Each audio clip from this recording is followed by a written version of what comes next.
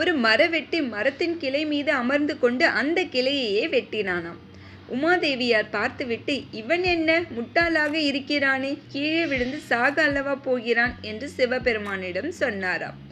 அதற்கு அவர் சொன்னாராம், சரி, அவன் உதவிக்கு உன்னை கூப்பிட்டால் நீ போய் காப்பாற்று, என்னை கூப்பிட்டால் நான் காப்பாற்றுகிறேன் என்றாராம்.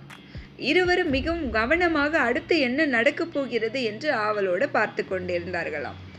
அவன் இருந்த கிளை இறுதியாக முறிந்து கீழே விழுந்தது. அவன் ஐயோ என்று கதறிக்கொண்டே கீழே விழுந்தான். விழுந்த வேகத்தில் செத்தும் போனான். உமாதேவியார், என்ன, இறந்து போனானே என்றாராம். அதற்கு சிவபெருமான் சொன்னாராம், அவன் யமனின் மனைவி ஐயோவை அல்லவா கூப்பிட்டான், அதான் ஐயோ வந்து அவன் உயிரை எடுத்துக்கொண்டு போய்விட்டார் என்றாராம். அதுதான் ஐயோ என்று ஏன் சொல்லக்கூடாது என்பதற்காக ஒரு சிறிய கதைதான் இது.